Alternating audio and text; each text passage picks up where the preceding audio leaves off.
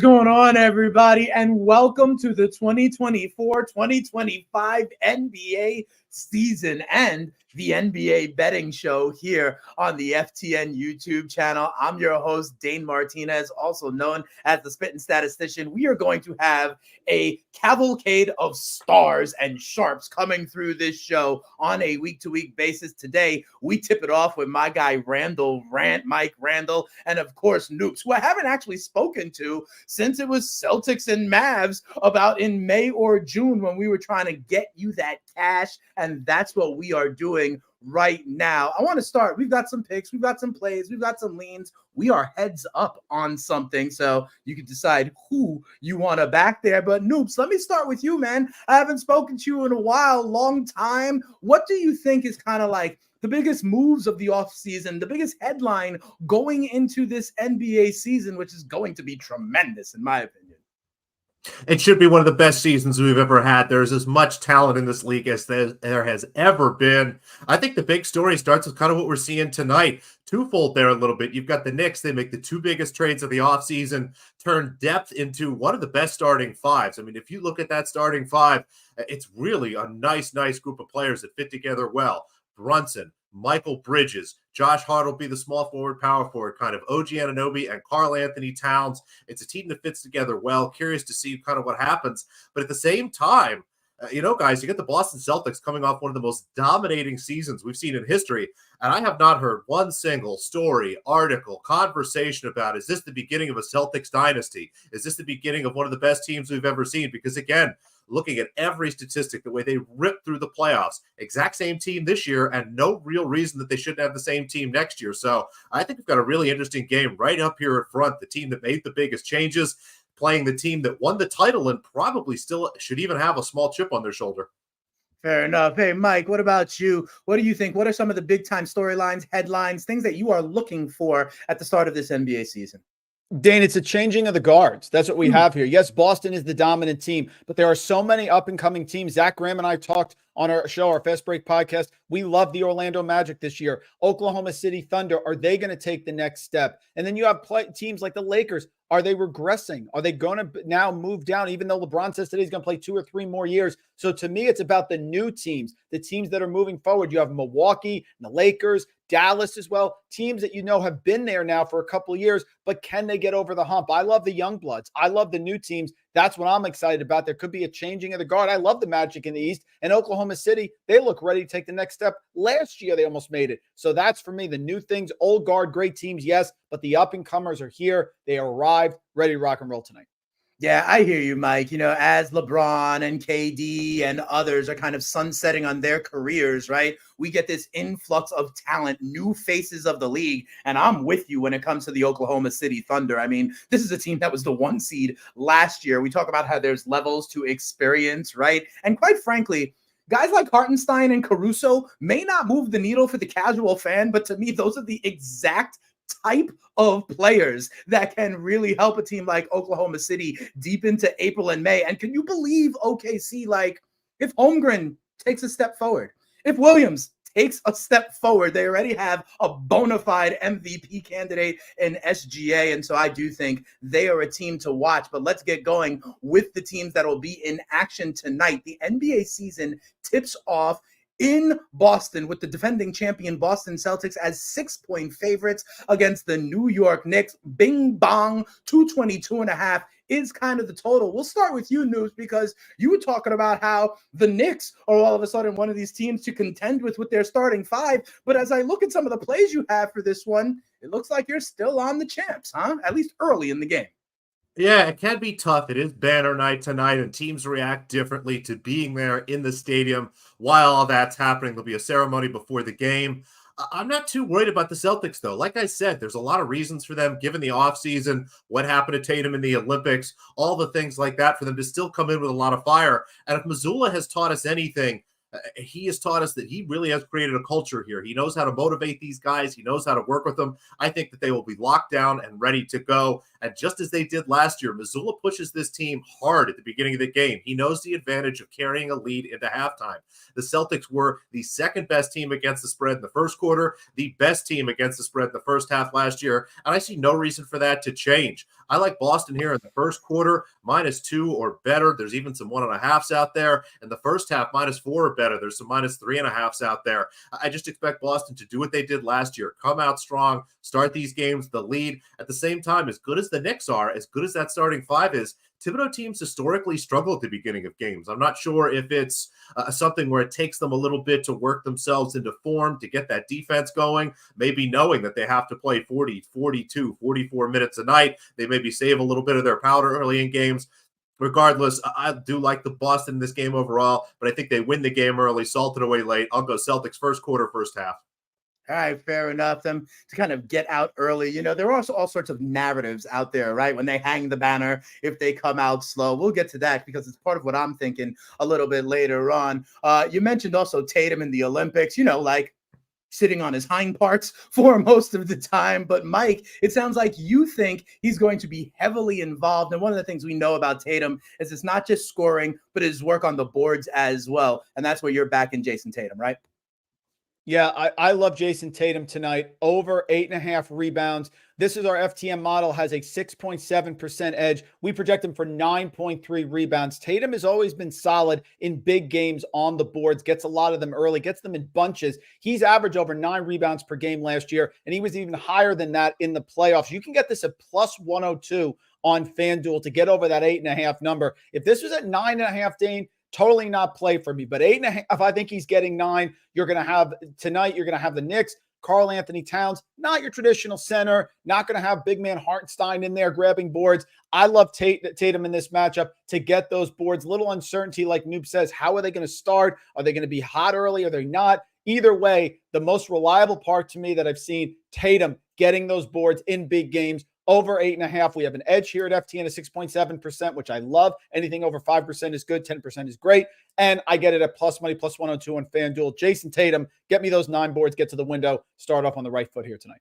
All right, sounds good. I'm going to give you one player that I have as a prop on the Boston Celtics side. Listen, for me, this is predicated on the fact that one of the biggest things I think the Knicks did in this offseason, especially with getting Bridges to pair with guys like Hart and OG, is we can defend your wing players. I don't care who your wing players are, we can defend them. I don't care if they're named Brown and Tatum. And so I think it's going to be a little bit tough for Brown and Tatum from the scoring side. So where do I think some of the scoring is going to come from? I think it's going to come from Derek White. And I think it's going to come from Derek White beyond the arc. Listen, Derek White over threes. This is at minus 109 at Bet Rivers. Using the prop shop was an amazing tool that we have over at FTN. It gives you kind of where they're hanging it across the books. You can get it at minus 109 at Bet Rivers. You can get the same bet up to minus 140 in other places. So I'm going where the juice is the least. And this is a 9% edge with our prop tool over at FTN. And here's why. Listen, I think it's going to be tough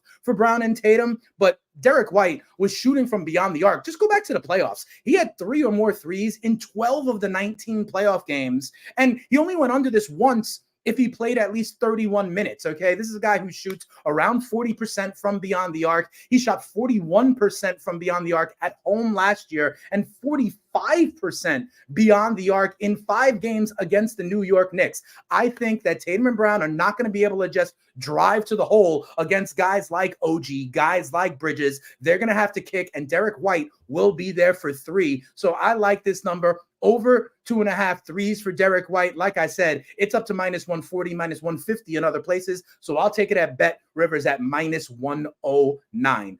Let's go back actually to you, Mike, because we both are on a specific Knick, just in different ways. So talk to me. I was mentioning Josh Hart as one of these wing defenders. You think he's going to get involved scoring tonight as well? Josh Hart over 9.5 points. Get plus money again on DraftKings.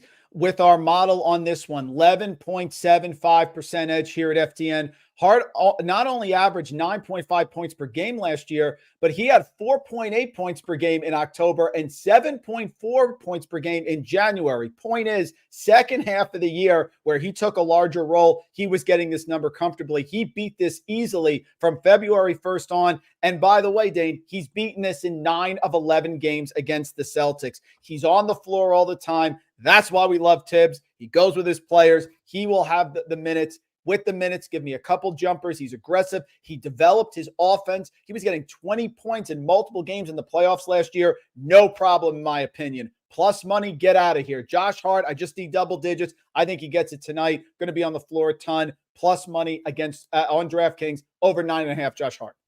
All right, fair enough. Listen, I'm not mad at that. I, however, am going with what I think is even the easier prop for Josh Hart that has even a bigger edge over at some of our models, and it is Josh Hart over 8.5 rebounds. I can't believe that there's a place available where I can get this at plus money, guys. All right, I'm getting it at plus 105 at Caesars. Again, go over to the prop shop. It's as low as minus 113. Why pay the juice when I can get them at plus money? Our prop tool model over at FTN has this as a, get this guy, a 14.6% edge. And remember, you guys, I know that's ridiculous, isn't it, noobs? And, you just heard Mike say it. Anything over 10% is really a play. And I think I understand why, right? I mean, this guy was boarding like an animal in the playoffs. He averaged 11.5 rebounds in the playoffs. He had 9 or more in 9 of 13 playoff games.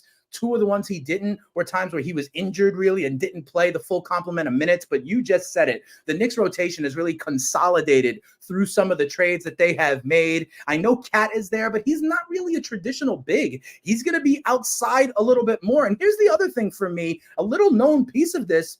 Precious Achiuwa is going to be out for the next 2 to 4 weeks. And that's another rotational body that might have gotten some minutes and might have gotten some boards. I don't have to worry about that. I think Josh Hart, you guys saw it all spring. He is one of the best rebounding wings in the NBA. I think he gets to 9 tonight. So that's what I have. And you can get it at plus money over at Caesars. Noops, I want to go back to you. Not necessarily for the late game just yet, but even before this show started, you see Mike saying over 9.5 points. You see me saying over 8.5 boards. One of the things you said literally was I wonder what the Josh Hart double-double is for tonight. And we were surprised. It's almost 3-1. Is that something you'd be interested in? Yeah, it definitely catches my eye. I'm always a little concerned. Josh Hart, and the joke I always make, there's what I call the Draymond Green double-double. 10 rebounds, 10 assists, 8 points, stuff like that. And that's kind of what concerns me with Hart. He is someone that is happy to shoot the ball, and I think we'll have an opportunity to put some threes up tonight. As the Celtics defense rotates, I think he'll find himself open, but not an aggressive scorer, someone that is happy to go out there, have 15 rebounds, 12 assists, and 4 points because that's what they need from him. So I'm a little hesitant towards that. I like the rebounding angle a little bit more than the points. I would even look at maybe some alt overs there. I think something like Hart to have the most rebounds in the game. I think that's around plus 370, plus 380. Again, we'll have to go back in the prop shop and check the best number there. But I would look at some stuff like that because I love that angle. You've got a center in Karl-Anthony Towns, doesn't love to rebound. And Anunoby, not a great rebounder. Bridges, not a great rebounder. Josh Hart's really going to be kind of your undersized power forward for that team. So I see a lot of upside in that number, and we'll probably, honestly, maybe stack up some rebounding alts. Yeah, absolutely. Remember, a lot of the things we're talking about here, the prop tool, we're talking about the prop shop over at FTN. These are all great tools. Compare what the books are saying, find out what the edges we are seeing, and go ahead and hammer them and build your balance. I also think, Mike, what is it? FTN Hoops, I believe, is a promo code that's out there right now where people can go in there, get a discount, and be part of the FTN family, whether it's some of the tools, whether it's some of the Discord opportunities, right, that we are in all the time live, or, some of the great articles and other content over at FTN. If you want to be part of the family, FTN Hoops is a way to do it. We have one more thing here on the early game, and then Noops will get it to you on the late game out there on the West Coast. But Mike, you and I are heads up against each other on the actual total for the game. I'm going to start here. I'm under the number at 224. I went to the betting model. I saw that over at Bet Rivers, it was as high as 224, and I'm going under. Here's why. Listen, I think you guys talked about it. They hang the banner. There's the potential to come out a little bit slow, but both of these teams were top 5 in terms of points against allowed last year. Boston only gave up 107 a game. The Knicks only give up 108 a game. Last year, these teams played 5 times in the regular season. 3 of them went under, including last year's season opener, which fell on 214. One of the games that went over went just over at like 226, and that was when OG Anunoby was out. And really the thing that comes back to me is the idea that what the Knicks did in the offseason, I actually think is specifically designed to try to contain Brown and Tatum and these kind of scoring wings that are in the NBA. So I'm on the under, but it sounds like, Mike, you actually think this game can go over the number. Tell me why, because the hundreds of people that are watching us here on the FTN show right now got to decide whether they ride with Randall Rant with Spit and Statistician. Listen, I hate arguing against Dane because he's so darn good, but I want you to listen to my side, Dane's side. Go into the comments. You tell me who you like and who's going to win this argument, who's going to win this bet. Dane, I agree with you. When I looked at it instinctually, when I make my bets, of course, we're human beings. So you start saying, is there a lean? Is there a feeling? That's it. But then you have to dive into the numbers. And every single time I've had a feeling and I dive into the numbers here at FTN and go through our stats, I end up saying, if it's telling me a different story, I have to go with it. Every trend between these two teams head to head from last year projects to the over. Both teams 63% or better to the over in divisional matchups. Celtics 57%, 28, 21, and 3 as the home team to the over. Knicks 25, 20, and 2, 56% to the over as a road team. Boston 57% to the over as a home favorite. And Dane, last year when they had plenty of rest, which certainly they have now, it's the first game of the season, 6, 1, and 2 to the over in those situations. I agree with you. I'm going against my instinct in that you think both teams defensive minded, two really good teams, close. I agree, but the numbers are telling me a different story, which is why, listen, we get 223. We both get to the window, but I got over 222.5 minus 110 on Bet365. I'm trusting the numbers. We are for the numbers. That's what I'm going with, but I agree, Dane. This is a heart versus head battle for me. That's fair. So here's what we're going to do. We're just going to cheer that it falls 223. Right. And we'll be okay. And don't forget, there's so many live opportunities, whether in the Discord or otherwise. Maybe it starts slow and then all of a sudden we can kind of play some middle. So that is fine. Earlier in the show, when we were talking, you guys were both talking about kind of the new faces of the league, right? The young bloods, the young talent. And I think there is nobody bigger that can kind of claim that mantle than the young star in Minnesota. And Noops, I know that when we have this kind of late game here, which is in La La Land with the Minnesota Timberwolves, Lakers are a 1-point favorite. I see 222 as the total here. This dude is Anthony Davis. Now, even without Karl Anthony Towns, he may take up more usage, really even take that next step to truly be the face of the league. And I think you believe it could start tonight. You're muted, Noops. Let's get you. I want to hear what you got to say. I know you've got that analysis. I know we are going to the window on this one. Excited. Let the people know, brother man. I do. I love Anthony Edwards. He is everything you could ask for a potential star. He seems to understand the gravity of the situation that he is in. And part of that is understanding where he fits in the hierarchy and how important it is to go against stars, specifically LeBron James. If you listen to Anthony Edwards, he talks about LeBron James a lot. He talks about playing him. He talks about how excited he gets, and you can see it in the results. It's not maybe the biggest sample size in the world, but if I go back and look, Anthony Edwards has played LeBron James, read about 7 or 8 games so far. His average shot attempts in those games are about 5-6 shot attempts higher than they are in all the other games combined. If you go back through and look, his point total the last handful of times, 25, 31, 11, 29, 27, 18, 29, 8, with a lot of rebounds, a lot of assists. You can see it, too, when you watch those games. He really picks up his effort. He really gets a lot more locked in because of the situation they're in. I think all that gets multiplied by, again, it's opening night. They want to start their season the right way. The Timberwolves made the clear signal. This was Anthony Edwards' team, and it is now definitely his team. Karl Anthony Towns is out. It's not even a conversation. He doesn't even have to pretend to be nice to him anymore. This is his team. I think it starts tonight. I think he continues to crush in these spots and push as hard as he can to get as many points, rebounds, and assists as possible. So I'm going to take his points, rebounds, and assist total over. I think the number right now, there we go, 37.5. I think anything, honestly, 38.5 or lower is a really nice bet tonight.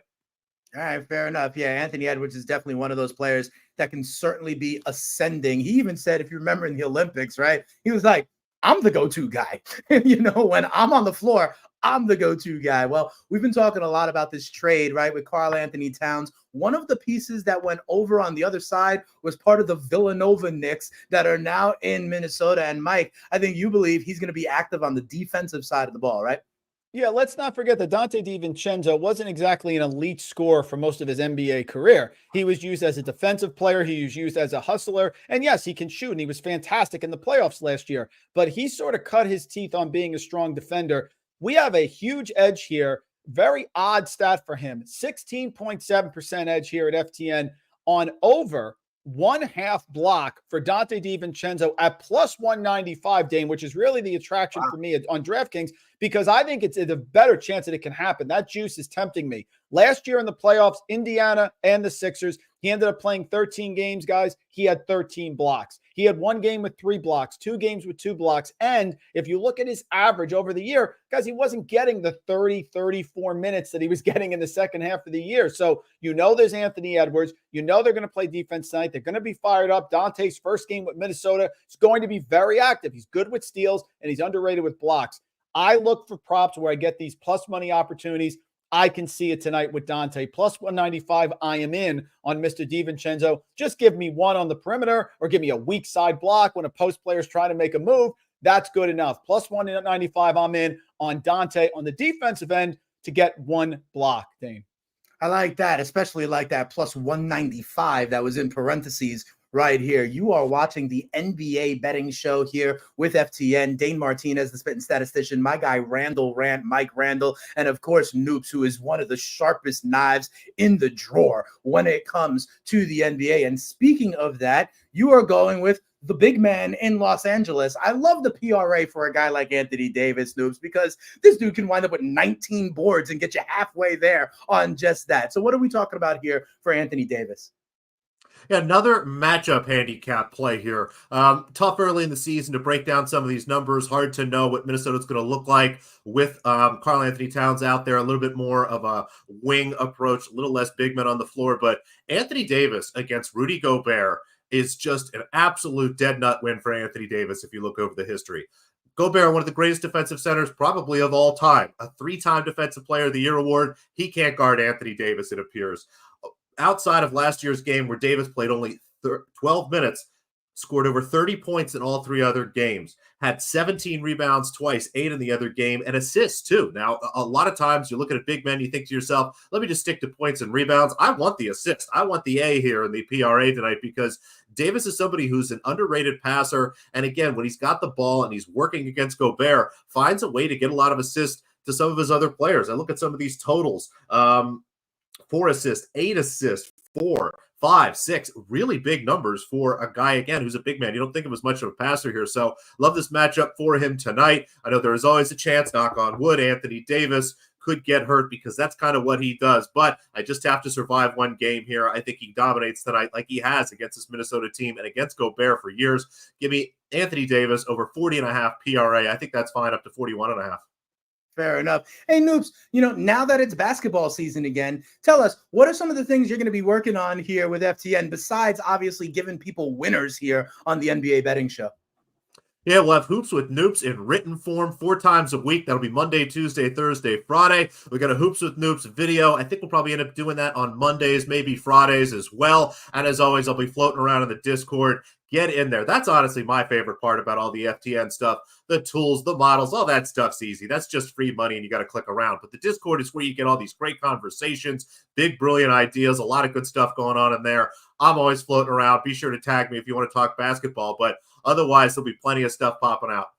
Yeah, absolutely. And I remember even, it wasn't the Discord, but we were doing a lot of live betting content, in the NBA playoffs. And that was a ton of fun. We were finding guys, seeing with our eyes what was going on. And we were doing really well with that as well. I got one other thing for you. As you guys know, me and Meanie, we do the Sirius XM show, right? And we were toying with some of these. I don't know if you've seen, but there's some just straight up Bronny James specials out there. Obviously, I know you guys shake your head, you roll your eyes. I'm surprised one of you didn't mention this as one of the narratives of the NBA season. But check this out. The idea that Bronny's first field goal is on an assist from LeBron at plus 250. The idea that Bronny's first assist goes to his papa at LeBron James at 2-1. What kind of score will be his first, points? Will it be a 3? Will it be a free throw? And on and on and on. Quite frankly, I think he's going to just be in the corner. Like if LeBron calls timeout, Bronny's just going to have to go and face the wall as a timeout kind of thing. That's what he's used to. Are you guys thinking anything like, will he get any minutes tonight? Does he move the needle at all? I know he's a 54th overall pick or whatever it was. This is more the narrative than anything. Is he actually, Mike, is he actually NBA ready? Does he deserve minutes in the Lakers rotation? Well, I don't care about deserve because Giannis has his entire family in the NBA. So I have no problem with that about them drafting. That's fine. Talent-wise, he's not ready. Is he going to play? Of course he is, Dane, because he wouldn't be on the team if it wasn't for LeBron. So he's going to play. I have no problem with that. I just don't see him getting to the basket on a back door. So if he comes in the game, the only way he's scoring is on a jump shot, I think. LeBron will drive, draw, and kick because I don't think they're going to let Bronny go back or for a layup. So if you want to have that, I have no interest in any of those whatsoever. But you want to do it to me, I take a shot on a three or a jumper because I don't see him getting an easy basket here. Yeah, that's fair. You see Trevor over here commenting, I wish they'd post the Bronny lines. I'd fade the heck out of them. And I think we are all in agreement. Mike, I heard from Noops. We're going to have Hoops with Noops going throughout. He's going to be in the Discord. What are you working on here, whether it be the NBA? Because I also know college basketball is getting going pretty soon. And I know you're all over it, Rock Chalk Jayhawk. Noops has the Charles Atlas shoulders here. He's carrying the weight of the NBA picks here because he's so damn good at it. And tonight, I love the fact Anthony Davis, Anthony Edwards, Noops, I'm following you because for my DFS lineups, that is the critical call. Am I going to fade Tatum for Anthony Edwards? Am I going to play Anthony Davis or am I going to go to Karl Anthony Towns? Because you can't fit all of them. So the fact that you're on over both of those makes it really attractive to me. But yeah, Dane, we got everything ready to go. College basketball, the betting show, ready to rock and roll. We're previewing all the teams. We almost have all the power conferences done.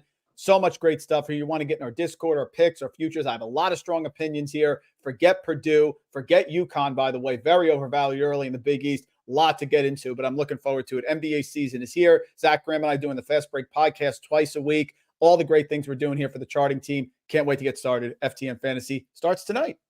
Fair enough. There you see High Rollin saying the Caesars apparently does have Bronny to get a point at plus money. And then it is, in fact, only 13 days until they put the ball in the air there in the college basketball season. MLB Dream, you all know him in the FTN crew. High Rollin in the building. For me, you can catch me on the NFL Betting Show here once a week on the YouTube channel. And of course, with our guy, Mean Streets, Chris Meany, 1 to 3 p.m. on Sirius XM channel 87. And we are going to be doing this show, all right, every week, at least once a week throughout the NFL season. It may even go more once the NFL is over and done with. Today, it's Mike and Noops. We may get some of our other incredible guys here, whether it be Prop Guard, whether it be Sam Chowdhury or others. But once a week, you will be able to find us here giving you winners on the NBA Betting Show. And give us a like.